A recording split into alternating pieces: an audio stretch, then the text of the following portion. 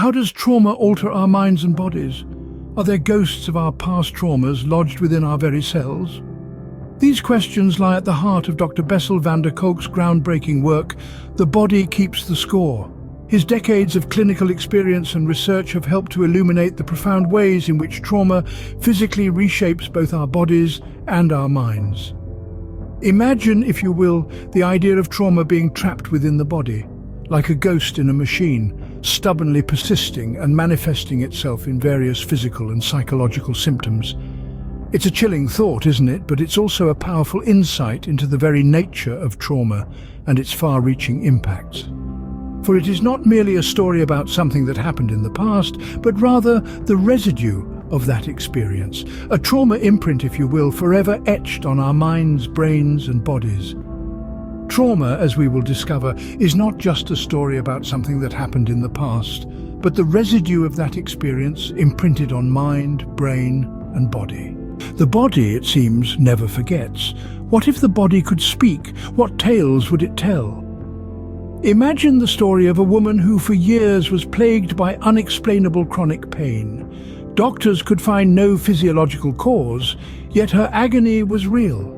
Dr. van der Kolk recounts her tale in The Body Keeps the Score. It was not until she began to address the traumatic experiences of her past that the pain began to subside.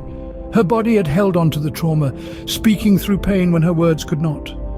Or consider the man who, despite being in excellent physical health, was constantly falling ill. A battery of tests revealed an overactive immune system attacking his own body. His trauma had become an autoimmune disorder.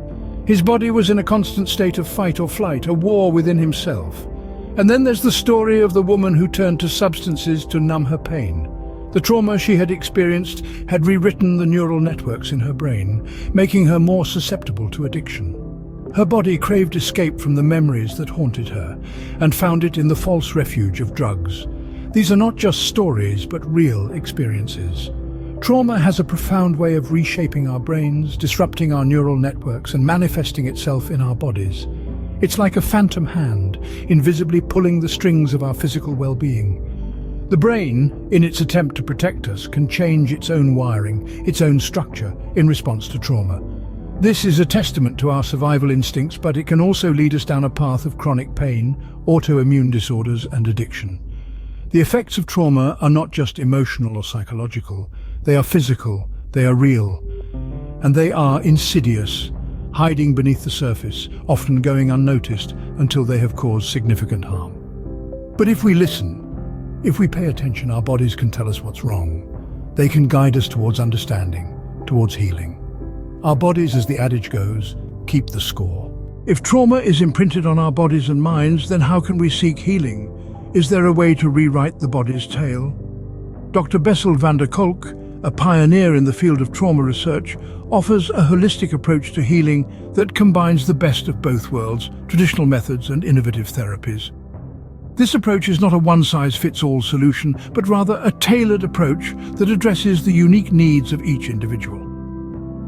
Firstly, let's look at eye movement desensitization and reprocessing, or EMDR.